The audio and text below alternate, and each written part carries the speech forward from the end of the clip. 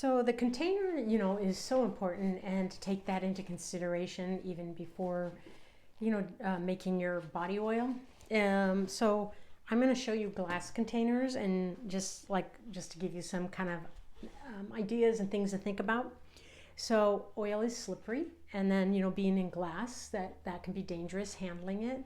So it's something to think about. I always really love the droppers of when you see that, but to me they're not really practical because I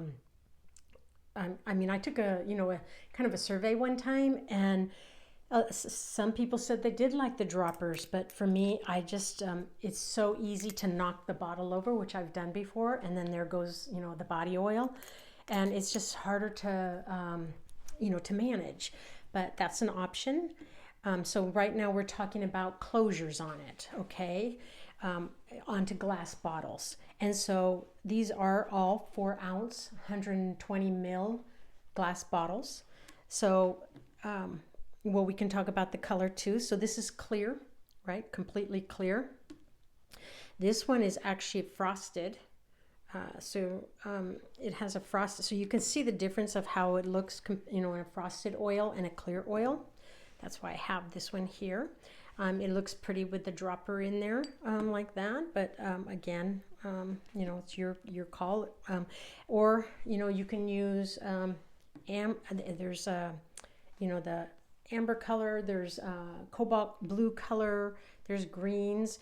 So other closures are the lotion pump, which this is what I prefer, because the lotion pump, you don't have to hold the bottle, and you can just pump it out into the hand, and then apply it to the body, and that's what I like best for myself. It's just easy to use. You don't get grease or oil all over anything. And then the other one that I would say next I like is the trigger pump, like this. So let me show you what it looks like on a bottle. It looks pretty cute on a bottle, but then, and it's easy to use, but then again, you have to hold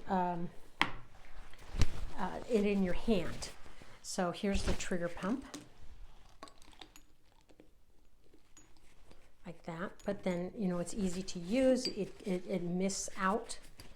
I've been putting tons of oil on me, but so it mists at a little smaller amount, which I do like that, compared to the pump. So that's something else to think about, is the amount that it disperses. And then there are what's called treatment pumps. So these are treatment pumps and so sometimes I think that these are kind of a little bit more unstable. They'll, you push it down and they squirt out, not in kind of an irrational, irregular stream. And then the last is a fine mist. So you really have to work with your formulation to see if it will work, the fine mist. If you look, so one thing is to, always look at the tubing and see what size tubing it is. So if you look at this one, it actually works really well. But the tubing is, if you see this, it's quite narrow.